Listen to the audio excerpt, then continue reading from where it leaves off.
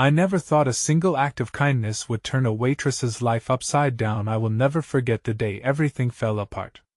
The sun was setting, casting an orange glow over the diner.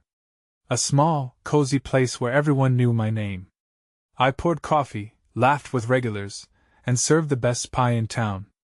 But that evening, something felt different. The air was thick, buzzing with an eerie tension. It started with a man. He walked in, drenched from the rain. Dark hair plastered to his forehead, eyes hidden under a heavy brow. When he took a seat, my heart raced as I approached him. I wiped my trembling hands on my apron. "What can I get you?" He looked up, and for a moment, time stopped. There was something in his gaze, a depth, the pain. He spoke softly. "Just a coffee black." I nodded, but a chill ran down my spine. I couldn't shake the feeling that he was different. When I brought his coffee, I placed it on the table and our fingers brushed briefly. Electric. My heart pounded in my chest. He thanked me, but as I turned to walk away, I heard a noise. A sharp gasp. I turned back, my breath hitching. The man was clutching his chest, his face twisted in shock. "Help!" he gasped. My stomach dropped. Suddenly, the diner felt like a cage. I rushed to his side, my hands shaking. The other customers stared wide-eyed, murmurs spreading through the room like wildfire. "Call 911!" a woman shouted, her voice slicing through the tension. My ears burned. The sirens echoed in the distance, but it felt like an eternity. With each second, his breaths grew shallower. I felt panic rising, a lump in my throat. "Stay with me," I pleaded, my voice shaky. Tears blurred my vision, but I couldn't look away. His eyes met mine, filled with fear but somehow trust. "Please," he whispered. I need to find his words trailed off, and I leaned closer, gripping his hand. He squeezed it gently, then fell limp. Silence fell like a heavy curtain. I gasped, a wave of nausea crashing over me. The bustling diner became a surreal nightmare. I felt their eyes, judging, questioning. What had just happened? Was I responsible? Then, out of nowhere, the door swung open. A mysterious figure stepped in, and everything shifted once more. She was beautiful, long dark hair flowing like a river, eyes piercing like daggers. She scanned the room, locking onto me. A knowing look. My stomach twisted. "Where is he?" she demanded, voice steady yet commanding. I opened my mouth, but the words wouldn't come. Who was she? What did she know? My heart raced as fear coursed through me. Hey, before we continue with this amazing story, I need to give you an important heads up. Many subscribers have reported that YouTube unsubscribed them without warning. Take a quick second to check the red button below to make sure you're still subscribed to the channel. I'd hate for you to miss any of the exclusive content coming soon. And while you're there, smash that like button, it really helps me out with the algorithm. Oh, and tell me in the comments, which city are you watching from? I love getting to know every amazing person who's part of this community. Your participation makes all the difference. Let's connect. The diner buzzed with a thick tension as I stood rooted in place, the woman's intense gaze burning through me. She advanced, almost gliding across the floor, her confidence both captivating and terrifying. I felt the weight of every eye in the room, pity mixed with curiosity, pressing down on me. "Where is he?" she repeated, more urgently this time, and the air crackled with unspoken questions. My heart raced as I finally found my voice, a whisper caught in my throat. He needs help." The woman's eyes softened momentarily, a flicker of vulnerability surfacing, but it vanished just as quickly. "No," she said, a bitter edge creeping into her voice. "He needed me." Suddenly, chaos erupted. The paramedics rushed through the door, and I stepped back as they pushed past me, my hands slick with sweat. I felt a pull of instinct to follow, but I couldn't shake the woman's gaze from my mind. Who was she? I needed to know. While the medics set to work, a multitude of emotions churned within me: guilt, confusion, anger. Was there something more to this man's suffering? Why did her desperation hold the taste of familiarity? I couldn't focus, caught in a whirlwind as the sirens faded into the distance, taking with them the only semblance of normalcy I had left. In the aftermath, the diner stood quiet, the clientele murmuring amongst themselves, stealing glances at me. "Are you okay?" a regular asked, his voice barely rising above a whisper. I offered a stiff nod, feeling like a ghost of my former self, but the weight on my chest grew heavier. I couldn't let it end like this, not without knowing the truth. I pushed past the remnants of shocked faces and stepped outside, the humidity of the evening swallowing me whole. My heart raced as I searched the street, eyes darting to find the woman. She was gone, vanished into the rain-slicked night, leaving nothing but a lingering sense of dread. A gust of wind tugged at my apron, snapping me back to reality. I needed something an anchor. With shaky legs, I walked to my car and slipped inside. It was just a few blocks to the hospital, but it felt like miles. I had to see him, had to understand why this moment felt like a tether pulling me deeper into a story I hadn't asked to become part of. When I arrived, the sterile smell of antiseptic hit me like a wall. My hands trembled as I navigated the halls, searching for answers. A nurse, long and weary, gave me a sidelong glance. "I am looking for him," I mumbled, almost ashamed of the urgency I felt. "The man who collapsed at the diner. Are you family?" she asked, eyeing me with a mix of curiosity and skepticism. "No, but then you can't be here." She moved to block my path, the finality of her words slamming the door on my hopes. I stepped back, a sudden wave of frustration rising in me. "But I want to help." "His name, what was his name?" The nurse hesitated. "You shouldn't be here," she repeated, but a hint of compassion flickered in her eyes. Maybe it was desperation, or maybe my raw sincerity touched something in her. "I can't give you information." As I turned away, defeated, the woman from the diner appeared in my periphery. She stood at the edge of the waiting area, her body tense with a raw, palpable energy. This time, there was no uncertainty in her stride. She glided towards me with purpose, eyes blazing with a fierce determination. "Did you follow me?" I breathed, amazed and terrified. "Stop! You shouldn't be here," she warned, her voice low, intense. "You don't know what you're getting into. You don't understand what's at stake." The sudden intensity of her words felt like a tidal wave crashing against my resolve. "What do you mean?" I demanded, unwilling to back down now. Before she could answer, an alarm blared in the distance, causing us both to jump. The nurse's back was already to me, rushing away toward the source of the sound. My heart raced, and in that moment, I knew whatever mystery was tangling my fate and hers had just begun to unravel. "Wait!" I called after her, and the woman caught my eye, a spark of something unspoken passing between us. But then, she turned sharply, her expression hardening once more. "I warned you," she said, and with that, she disappeared through the hospital doors, leaving me standing there, snowed under by the chilling implications of her words. I felt adrift, teetering on the edge of an awakening I couldn't fully grasp.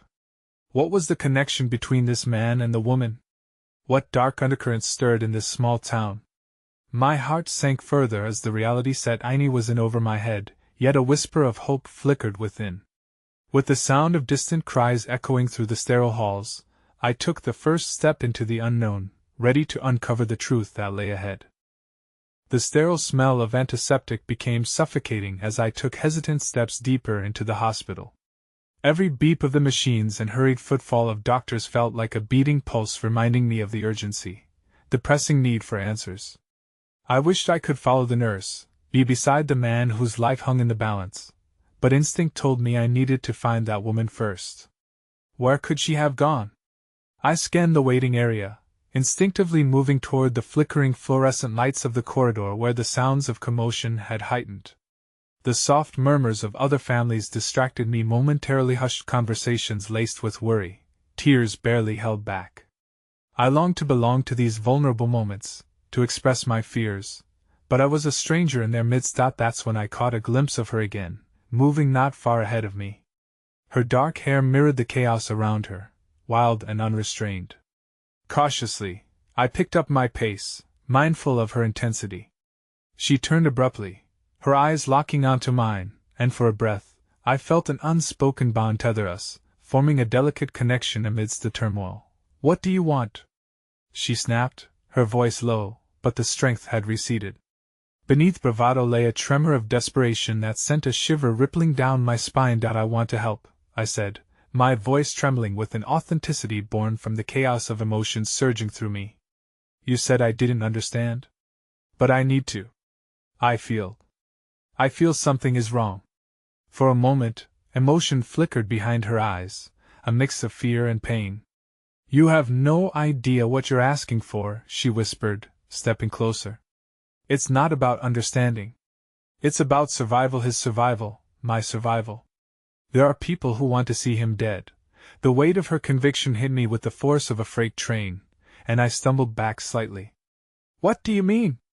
I managed to stammer. "What's going on?" Before she answered, the corridor erupted in chaos as doctors burst through a nearby set of double doors, quickly followed by a team of nurses. I stood frozen, the urgency radiating in the air, stinging my lungs, my heart pounding in my ears.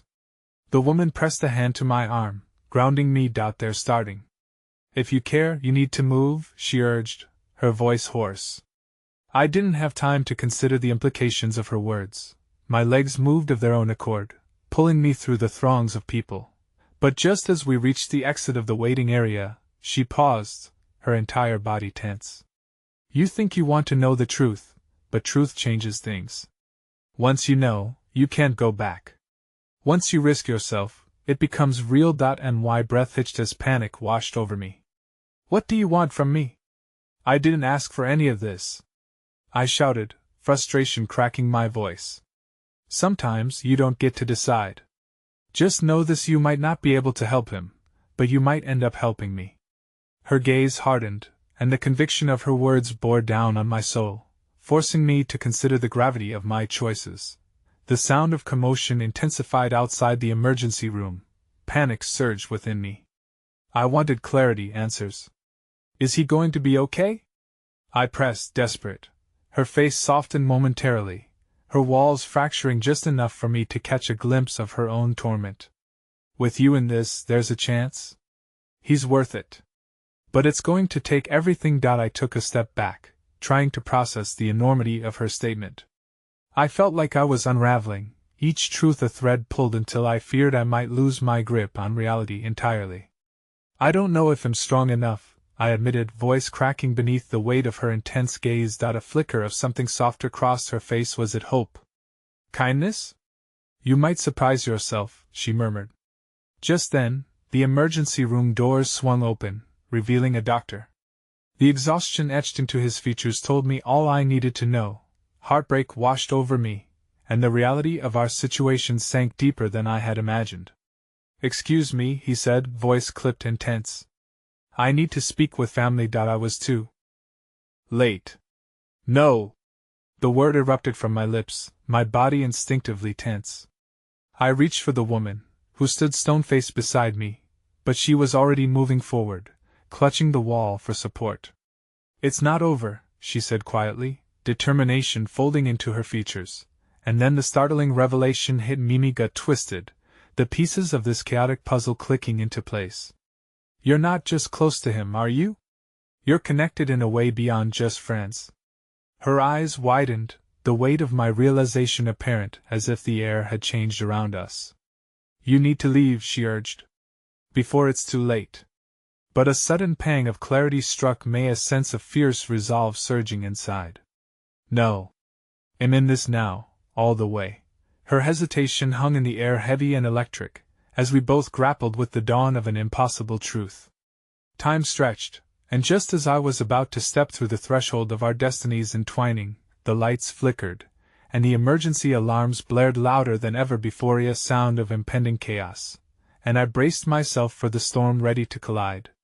As the tension peaked, the doctor's voice rang louder, accompanied by the thumping of my racing heart, a confirmation of my worst fears lay ahead. "We need immediate assistance in room 305. And with that simple command, everything shifted. The air grew heavy around us, a suffocating weight that compounded the heartache each of us harbored. I turned to the woman standing beside me, the lines of desperation etched deep into her face, and felt an overwhelming urge to reach out, to bridge the chasm of uncertainty that engulfed us both. "We have to go," she urged again, her voice a strained whisper, but I didn't move. "Why does it matter if I leave? If I can help you, if I can help him." The words fell from my lips in an avalanche of urgency. I couldn't turn back now, out when the stakes had grown higher than I could have anticipated. A shadow of contemplation crossed her features, a glimpse of her truth piercing through. "You really don't know what you're getting into, do you?" It was less a question than an observation, and my heart sank further, sensing a web of intrigue tangled in her words. "I know enough to realize that none of us are getting out of this unscathed," I shot back. "But he's in there, and I can't just run away. Not now." Her gaze locked on mine, a silent battle raging as she weighed her options. I saw her walls tremble, like fragile glass at the brink of shattering, and in that moment, a flicker of understanding ignited between us, a mutual recognition of sheer vulnerability and courage that we somehow shared amidst the chaos. "Okay," she said finally, a flicker of resolve lightening her voice. "But if you're in this, you have to understand. There are consequences. Tell me," I pleaded, my heart pounding a staccato beat in my chest. Before she could respond, a commotion erupted further down the hall, distracting us. A group of nurses rushed past, glancing back with wide, worried eyes. Their frantic energy seeped into my bones, igniting the fear festering within me. "Stay close," she instructed, her tone firm, and I fell into step beside her, powerful instincts propelling us forward. Each step carried the weight of unspoken truths, and for a fleeting moment, camaraderie burgeoned in the space between us, shared glances filled with unvoiced solidarity. I could sense the enormity of the situation about to unfurl, and I steeled myself for what lay ahead. "Can I ask you something?" I ventured, desperate to peel back the layers she had carefully constructed. "Ask," she replied, eyes scanning the corridor, as if looking for threats lurking beyond our fragile bubble. "Is there a chance?" My feelings, my deeper fears tumbled forth, but I struggled to articulate the enormity of my question. "Is there a chance he doesn't make it?" The silence that followed hung between us painfully, taut like a string, stretching and pulling, until finally, she lowered her gaze, revealing a glimpse of the storm rumbling inside her. "There's always a chance," she murmured, raw honesty spilling out as her facade cracked. "But I have to believe he'll fight. For me. For himself." My heart twisted at the admission, recognizing a depth to their connection I hadn't fathomed before. The glance we shared spoke volumes in that fleeting moment, revealing layers of complexity and history that had led us to this daunting juncture. Suddenly, we skidded to a halt as we reached room 305. The door stood ajar, chaos spilling out into the corridor, a mix of shouting voices, hurried footsteps, and the unmistakable clang of equipment. She reached for the door, but I grabbed her arm, stopping her just shy of crossing the threshold. "What are we walking into?" I demanded. Her lips pressed together, an imprint of fear hardening her expression. "This might get messy," she whispered. "Don't say anything unless I nod. Let me steer this." Taking a deep breath, I nodded, albeit uncertainly.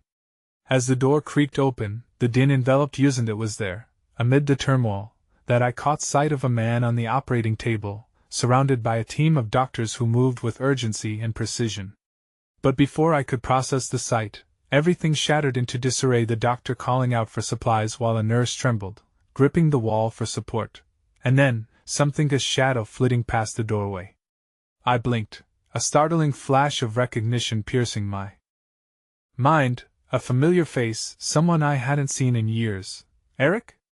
I gasped as the figure turned momentarily towards me, eyes wide with fear, before darting down the corridor, vanishing like a wisp of smoke into the chaos. The connection felt electric, forming a jarring line from my past into this desperate present. The woman beside me jerked her head at my stunned expression, sensing the shift in my aura. "What's wrong?" she hissed. "Point to know him. He's my brother's best friend." The revelation tumbled from my lips, and the urgency of the situation escalated tenfold. "Stay with me," she urged, pulling my attention back. The world around us blurred, her intensity wrapping around me like a shield. "We can still do this. But you have to keep your emotions in check." I clutched her arm, confusion swirling through me. Eric was connected to them. Was he involved with this reckless gain? The notion sent tremors of dread spiraling through me as unanswered questions piled on top of each other, begging to be resolved. Before I could voice my concerns, the doctor suddenly emerged from the fray, his sharp gaze cutting through the chaos. "The patient's critical, but there's an urgent need for a blood transfusion," he declared swiftly, tension rippling through the corridor. "We need someone who's a match immediately." "Blood?" I echoed, panic threading through my veins. The woman's face blanched, but her expression hardened into something resolute. "I'm a match," she said suddenly, a cascade of determination robust within her. "I'll do it." Realization rushed in. I grasped the gravity of her choice. Everything had turned in an instant. The stakes were soaring, and I was helpless to stop the whirlwind pulling us under. "Wait!" I cried, the urgency in my chest flaring hotter than before. "What if—" But before I could say another word, she had already stepped forward, determination etched into every line of her face. The doctor caught her eye, ready to act, a recognition dawning in his gaze that overwhelmed me, and just as the chaos unfolded in rapid succession, sealing our fates, I realized it wasn't merely about survival anymore. It was about a bond forged in the crucible of pain and uncertainty. Then, against the backdrop of the unfolding madness, another figure loomed. Eric stood just beyond the door, anxiety etched across his face, and when our eyes met, time seemed to distort, echoing the countless memories of yesteryears and the roads that had led us into a tangled web of truths neither of us could escape. A harrowing realization struck. Whatever challenge lay ahead wouldn't just test our resolve but would unearth connections I never anticipated. With the tension winding tighter and uncertainty clutching my heart, the only thing I was certain of was that it was too late to turn back now. As I stepped into the storm with her, I knew I was embarking on a journey far beyond our wildest imaginations. Everything was about to change. The din of the emergency room swallowed every thought, amplifying the chaos around me. I felt half entranced, merging with the frantic energy that surged through the sterile air. The urgency clawed at the edges of my mind. The reality that lives hung in the balance, that love could either save or obliterate what was once familiar. I am a match, the woman had declared, but now confusion twisted my gut. "Wait! What if it's not safe?" I reached for her, fingers brushing against her arm. There was a peaceful resolve in her countenance, yet a torrent of turmoil lay hidden beneath the surface. "Trust me," she whispered, urging me to understand that the weight of fate rested heavily upon her shoulders. I wanted to scream. I wanted to grasp onto hope, but it felt elusive, slipping like sand between my fingers. Before I could respond, a nurse was tugging on her arm, pulling her away from me. "We need you now!" The urgency in the nurse's voice, sharp as a scalpel, forged a rift between us. I watched helplessly as they led her into the chaos of the room, the gravity of her choice electrifying the air around me. But lingering behind me was Eric. His presence was both a comfort and a current of dread. "What are you doing here?" I asked, my voice rising above the cacophony. He stepped forward, eyes wide, searching. "I didn't know.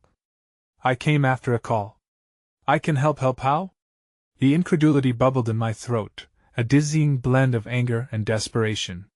"You can't just— I can be a donor," he interjected, desperation flickering in his eyes that mirrored my own.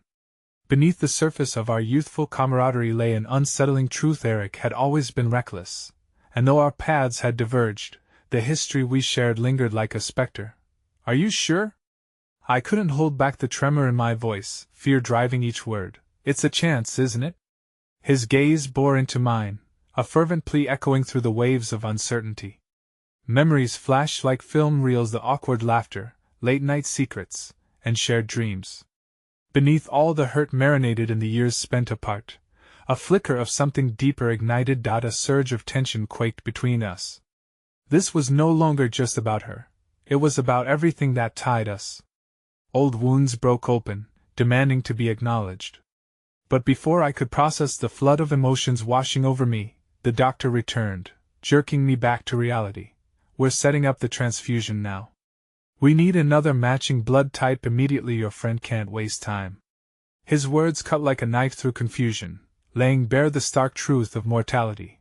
"Eric, please," I pleaded, my heart hammering against my ribcage. "This isn't just a game. You can't throw yourself into this chaos. You think I'm just gonna stand by?" He spat back, anger tempering his voice. "I can't sit here while people I care about risk it all. We owe it to them to our Sylvesto try." And suddenly, the distance between us closed, every unspoken word mingling in the air like incense. This was the fallout of our shared choices, the intricate pathways that had led us both back to this harrowing moment. "Okay. If you're sure, then let's do it together," I said, a fragile alliance forming in our desperation. The doctor turned, urgency painted across his features, and without further hesitation, Eric and I were propelled into the storm, past the threshold of uncertainty and into the adrenaline-fueled reality where lives hinged on the choices we made. In the chaos, the surrealness of the moment deepened. Around us, people rushed, lives weaving together like the threads of an intricate tapestry. My pulse raced, a metronome of anxiety and anticipation, as we prepped for what lay ahead. "Stay focused," the woman said from the other side of the room, meeting my gaze amidst the case adorned now with medical scrubs, a stark reminder of the choice she had made.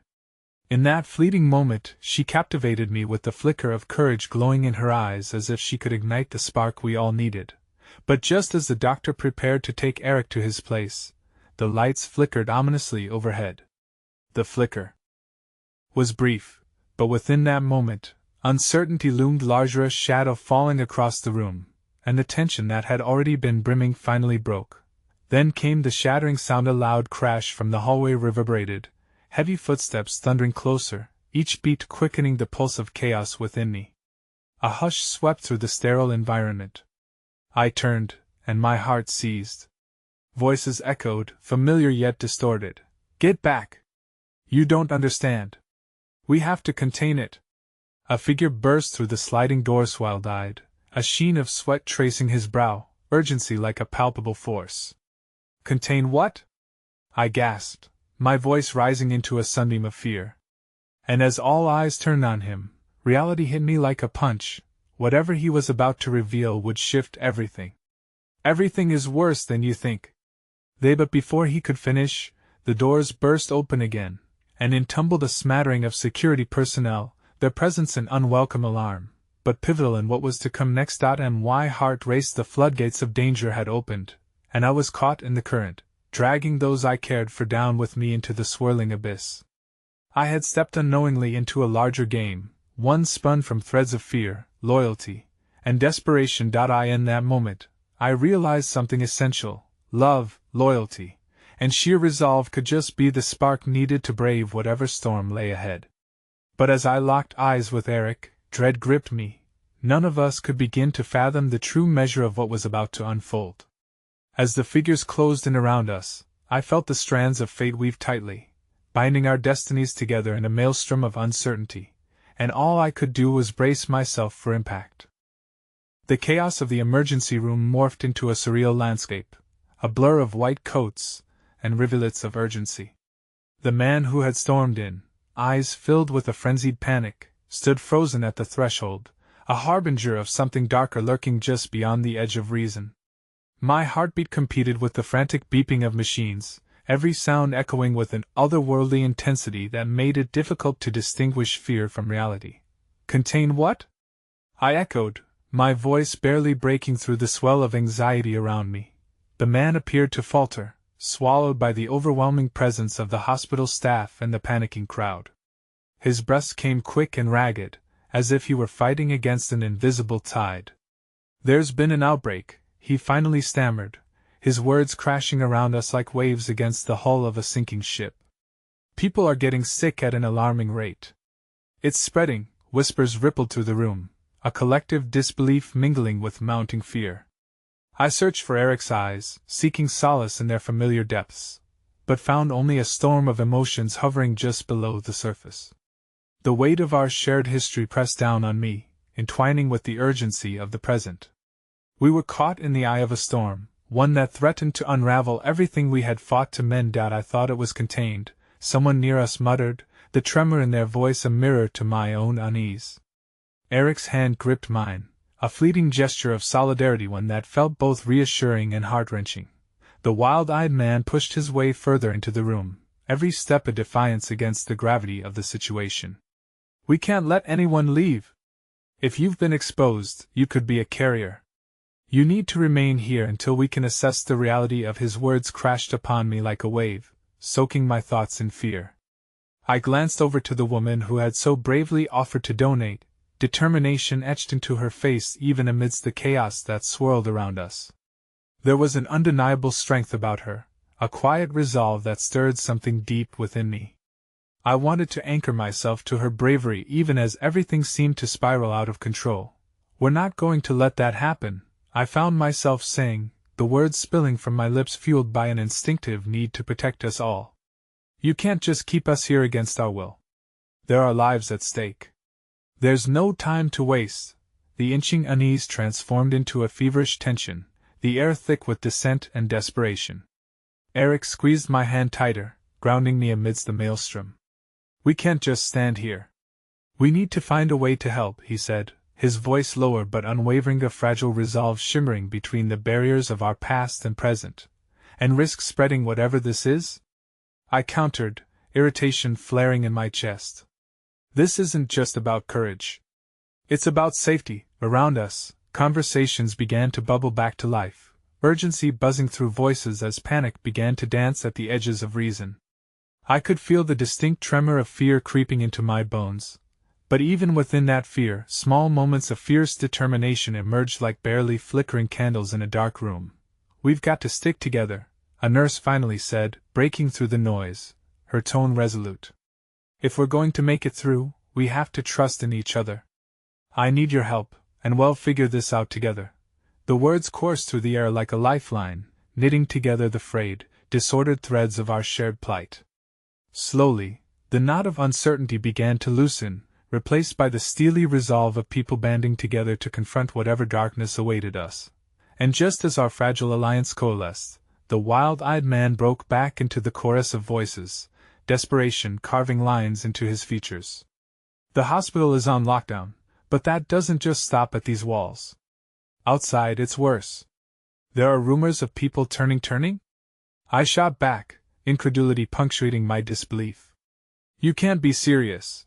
But the somber nod that followed crushed my panic-fueled bravado like a fragile flower underfoot. My heart dropped as he continued, his voice a creeping shadow. "People are getting sick in ways we've never seen before, acting irrationally, turning violent.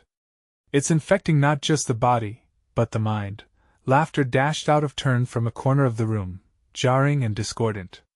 "Sounds like a scientific horror movie," a man stated with forced levity to shield himself from the reality that loomed overhead. I turned, apprehensive, trying to decipher the expressions of those around me. All of us were trapped, bound together by the same cruel twist of fate that had led us to this maelstrom.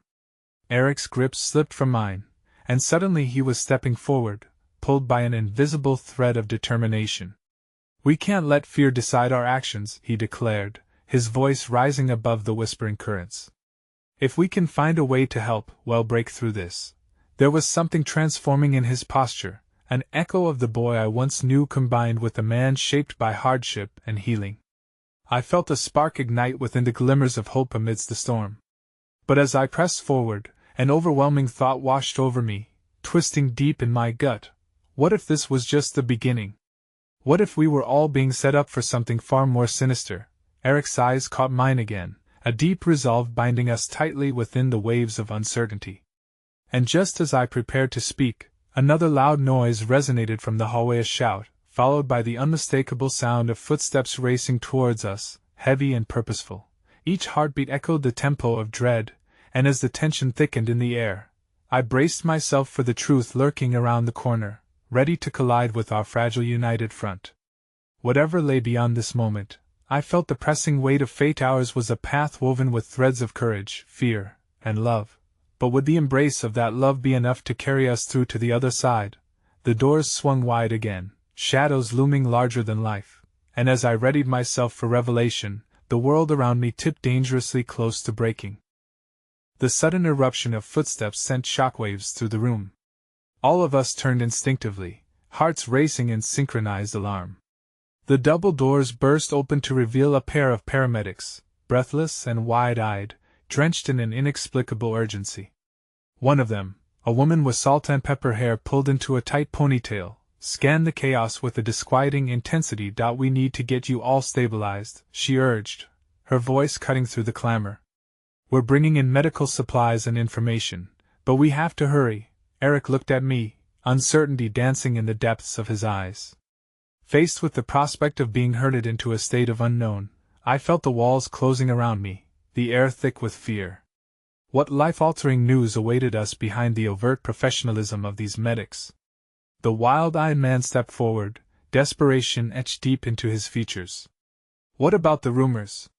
We need to know what's really happening out there." The paramedic strode past him, determined. "We have to focus on the people here first," she asserted, placing a hand on the shoulder of a trembling man nearby, an unspoken bond of camaraderie bridging the anxiety. "We only have so much time." A flicker of hope ignited in my chest, yet my mind spiraled with questions I dared not voice. Did we truly believe we could face whatever this outbreak was, whatever sickness threatened to invade both body and mind? And could we emerge unscathed, our bonds untainted? The male paramedic caught wind of our unrest. "You have the right to know," he said, his voice steady like a lighthouse in a storm. "They're saying the illness is some form of contagion that alters behavior, people acting unpredictably, and even violently." Anguish lanced through my heart. What kind of horror was this? Stories swirled in my mind, images of loved ones devolving into strangers, compassion stripped away layer by layer. In that moment, I felt the fragility of our circumstances tighten its hold around me. Eric reached for me, his fingers brushing my arm. "We have to stay together," he murmured, his breath warm against my skin and anchor in turbulent waters. The connection we shared was palpable and unmistakable, as though it could shield us from the terror encroaching upon our fragile unity. The paramedics began distributing breathing masks and bottled water, their efficiency sowing a sense of order amid the chaos. A small wave of calm washed over me as I observed a nurse kneeling beside a girl who was shaking, pale and lost within the tides of anxiety. "You're not alone. We'll help you," the nurse promised, her voice soft yet firm, as she pressed a comforting hand on the girl's knee. The scene ignited warmth in my heart. Here, amidst calamity, moments of kindness persisted like faint stars glinting in the night. Despite our collective fears, we still found ways to weave threads of hope among us. It was a reminder that even in the darkest shadows, compassion could bloom. But as I breathed in the comforting air, the unsettling dread that had settled in my gut stirred again. The wild-eyed man, now pacing furiously at the edge of the room, had locked eyes with the paramedics, frustration boiling over his every feature. "You don't understand," he yelled. "What if we're not safe here at all?" His words, though tinged with madness, reverberated through the group, wrapping around our throats like a noose. Had we truly institutionalized our fear, barricading ourselves in this so-called sanctuary only to be ensnared deeper within this catastrophe? The world outside felt perilous, and the escalating energy of those trapped within the hospital compounded it. I caught a glimpse of Eric, his face washed with uncertainty, the shadows of his past mingling with the future that threatened to tear apart what we had started to stitch back together. An electric charge zipped through the room, one I couldn't ignore, a harbinger, as if the night itself whispered secrets of dark storms yet to come. Just as I opened my mouth to share my fears, a small voice shot through, breaking the silence. "Maybe we should leave. Maybe we should find help outside." A boy no older than 10, clutching a worn teddy bear, had stepped forward. His innocence stood stark against the grim backdrop, an unsolicited cry for the undiscovered, a plea for resolve that threw an added weight into the air. A ripple of disbelief sliced through the crowd. Murmurs erupted, a blend of agreement and dissent, feeding off the collective fear and fortified resolve. Was it madness to consider venturing beyond these fortified walls? The nurses and paramedics exchanged glances, uncertainty merging with an unspoken resolve. "Well, make a plan," the female medic insisted. "We can't afford to make a rash decision, but we also can't ignore the whispers that the danger may be closer than we think. In that charged moment, the tension thickened around us, raw and palpable. Eric's hand found mine again, squeezing tightly, as though asserting a promise that we would face whatever danger loomed. And then came the unmistakable sound of shattering glass, a sharp eruption from somewhere beyond the hospital's walls that shattered our momentary unease, sending shockwaves of terror through the assembly. My heart plummeted into a chasm of disbelief. The very air thickened with panic as every gaze snapped toward the sound, frozen in fear and anticipation. Had the world outside truly breached our sanctuary, this could not be the end. Or worse, it could be the beginning of a nightmare we hadn't begun to fathom. In that moment, I grasped the splintered essence of hope clinging to me through the wreckage. The truth lay buried somewhere within that chaos, ready to spill forth with enough clarity to change everything if only we could hold on long enough to uncover it. Just then, something shattered more than glass, the facade of safety we had clung to so fiercely, leaving behind an echoing question hanging in the air: were we still standing on solid ground, or teetering on the precipice of an unimaginable fall? The paramedics sprang into action, urgency painting their features with lines of determination, but the rattle of shattered glass had gripped us all. Whispers morphed into a cacophony of panic as people turned on each other, questioning whether the walls that had sheltered us were now a cage that would become our tomb. "Stay calm," the paramedic commanded, attempting to rise above the clamor. Yet her voice was rendered nearly ineffectual against the tide of anxious hearts.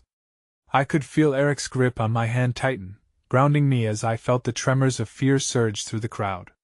"I can't stay in here." The wild-eyed man's voice rose again, filled with a manic edge that I knew mirrored the crackling fragility of my own mental state. "We need to go. We're safer out there." But what lay beyond those walls? The boy with the teddy bear, still standing resolutely at the front, cast a glance back at us. His eyes shimmered with naive hope, contrasting against the dark currents of fear that threatened to pull us under. "We can help each other. If we stick together, we can do anything." A few in the crowd rallied around him, nodding vehemently, while others scoffed, dismissing his innocence as a fool's errand. I felt my own conflict resonating within me. Was it foolishness to consider stepping back into the unknown, or was it a bold act of survival? Eric seemed to sense the shift in my thoughts. "What do you think?" he asked, his voice laced with concern. There was an anxious spark in his eyes, begging for me to choose a path, to guide our fate amidst swirling chaos. "If we leave, we have no idea what we'll find out there." I bit my lip, grappling with the sweltering tension. "But if we stay, we're trapped," I whispered back, the idea chilling me to the bone.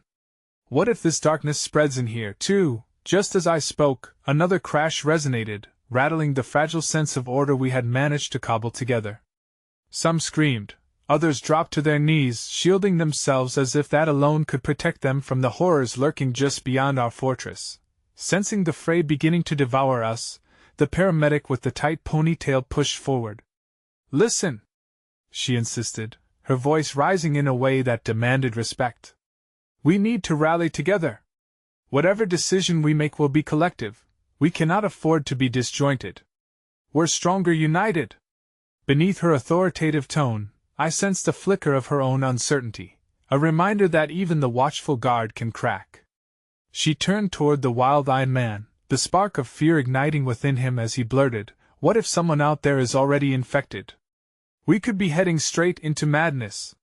Through the thickened air, a ripple of unease danced along our skin. How many had heard the legend stories of infected turning violent, losing consciousness to uncontrollable urges? The thought clung to my mind like a vice, squeezing the breath from my lungs. But then I remembered the girl with the teddy bear, the unyielding hope in her voice. "We have to go out there," I blurted out suddenly, a desperate urgency driving my words.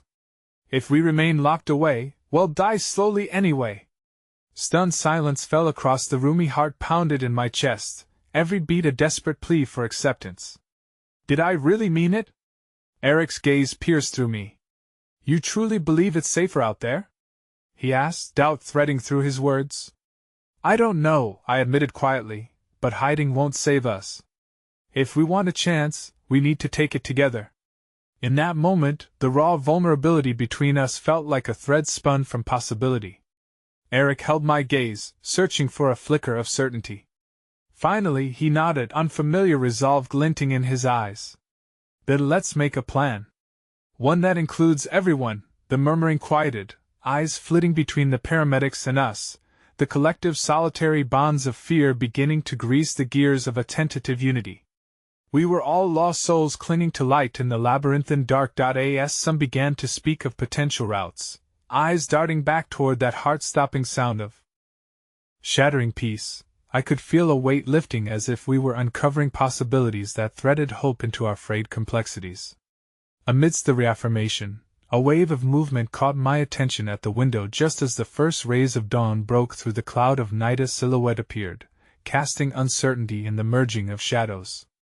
I squinted into the coffee-stained glass, only to find a figure with wild hair and frantic gestures beyond the safety we had clung to. The world outside was no longer just a rumor but a reality leaking into our sanctuary. "Guys, look!" someone shouted, pointing toward the figure. They're trying to get in." My breath quickened as the looming presence jerked and thrashed, fear drenching the air with the acrid scent of dread. "Stay back!" the male paramedic shouted, rushing forward. "Protect the kids!" But just as the command left his lips, the figure collapsed against the barrier, a hauntingly familiar cry resonating through the void that followed. My chest tightened, the recognition clawing at my mind with unbearable force that it can't be. The last shreds of certainty fell away, plunging us again into a pit of nightmare, for there was no escaping the truth lurking just beyond that fragile threshold. Out there, somewhere in this chaos, lay someone I thought I had lost forever. The cries echoed like a haunting melody in my ears, a siren call to the depths of my memory. I staggered back, barely able to process the figure crumpling against the glass.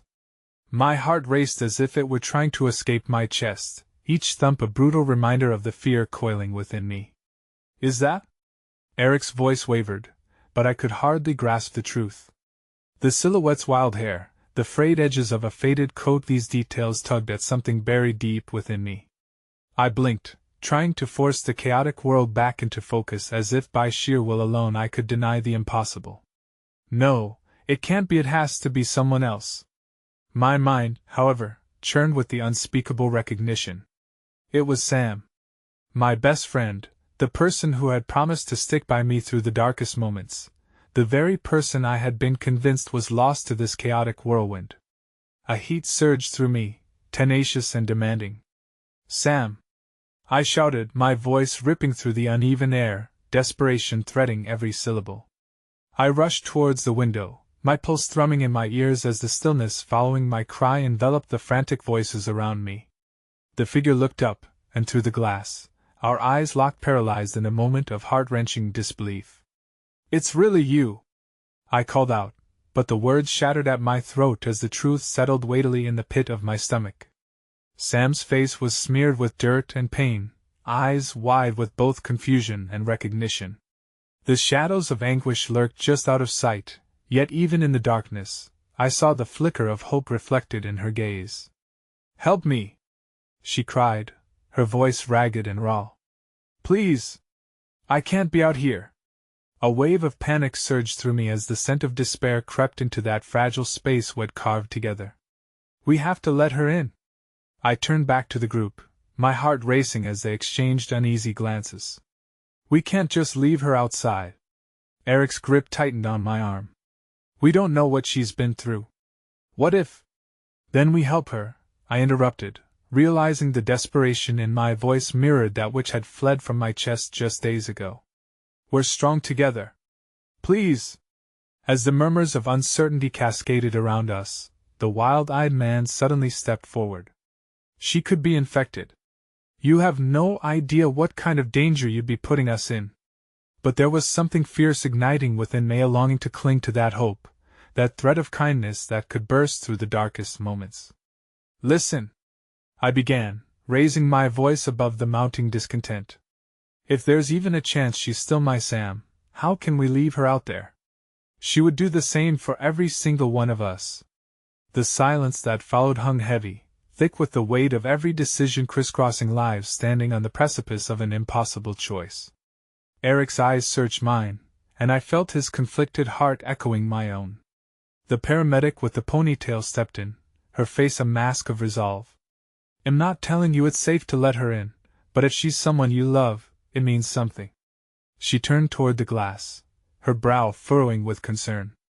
"We check her, one by one. If she shows signs, then we'll send her away," someone interrupted with a tremble in their voice. "No chances." "But what if she's not infected?" I countered, feeling the flames of anger fight against the walls crumbling around us. "What if she's only scared and desperate and needs us?" The crowd shifted, doubt twisting within them as apprehension took hold. Sam's eyes flickered with both gratitude and fear as she trembled against the glass, awaiting some form of salvation, while turmoil waged within those surrounding me. At that moment, a small hand grasped my leg, and I looked down to see the boy with the teddy bear. There was no fear in his eyes, only certainty and a profound empathy that cut through the noise. "We should help her," he said softly. "That's what we're supposed to do." His simple words shattered the tension weighing heavily on us, awakening a surge of compassion and clarity. I turned back to the paramedic, desperate for her guidance, waiting for her approval, for the acknowledgement of our fractured hearts, seeking a way to come together against the darkness looming just beyond those walls. "Then let's do it," she decided, her stance firm while casting a glance around the room, her authority wrapping around us, like the steady warmth of a lighthouse guiding lost ships home. "But we do it carefully. We don't take chances." Together, we moved toward the door, perhaps like a wave drawn toward the shore, rebounding off the jagged rocks of fear. With each cautious step, the realization sat heavily on my shoulders that every action reflected our humanity, each choice carrying the weight of so many fragile lives. I reached for the door handle, trembling under the weight of what lay beyond. "Ready?" My heart clenched as I glanced back at Eric, who nodded resolutely despite the fear flickering in his gaze. And as I turned the handle, it clicked open, the world flooded in with a sharp gust of urgency. The moment blurred into a cascade of limbs, breaths quickening as we stepped toward the unknown, leaving behind the stale air of despair and grasping for hope anew.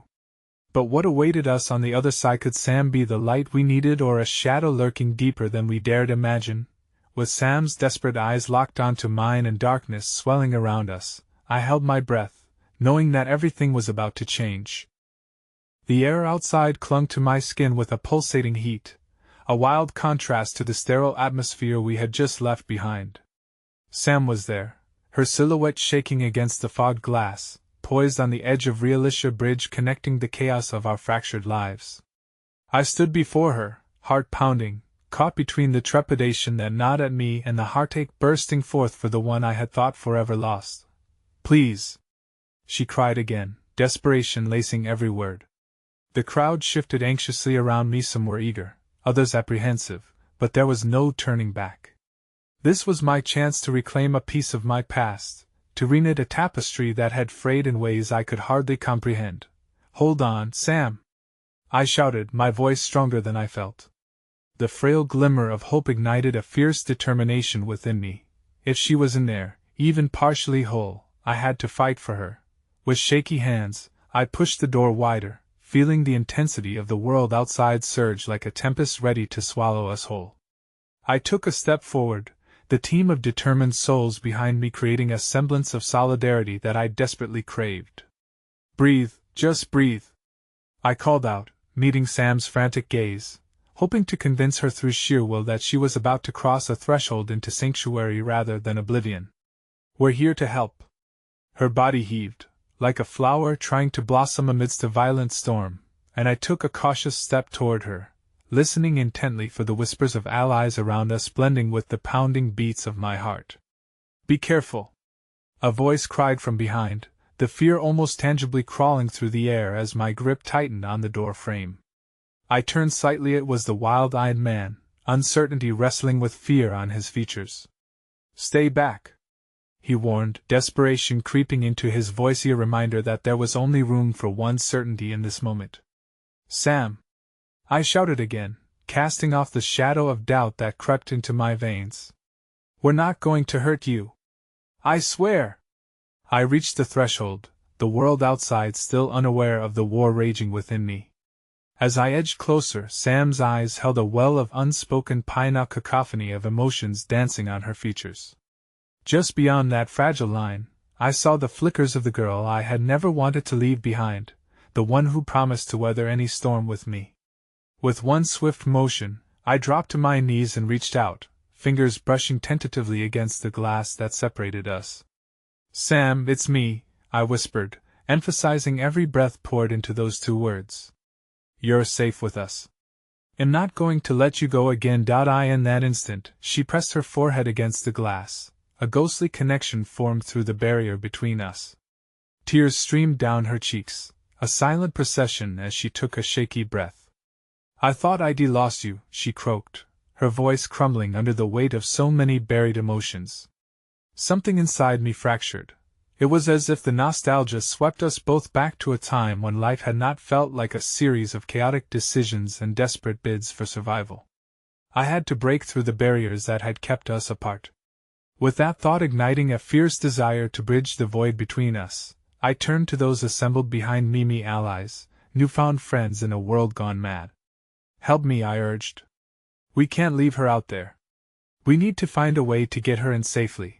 The paramedic with the ponytail stepped forward, her face transitioning from stern to empathetic. "Well, check her for signs first," she instructed, determination firm in her voice. At that moment, our collective fear materialized into purpose. The group moved as though one heartbeat, maneuvering closer to Sam, who was clinging to the hope that had brought her here against overwhelming odds. "On three," the paramedic instructed sharply, positioning herself to assess Sam for any symptoms of whatever she had encountered.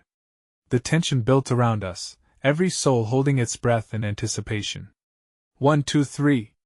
With that signal, we burst through the door. A flood of warmth and determination enveloped her. As the group surrounded Sam, I watched her tremble, held up by our collective energy, waiting for an answer. Would our providence illuminate her return? Their hands hovered protectively around her, the paramedic, stern yet caring, moving to check her vitals. "Stay calm," she urged, her voice soothing in the storm of tension that hung heavy in the air. I squeezed her hand, offering a fleeting reminder that she wasn't alone.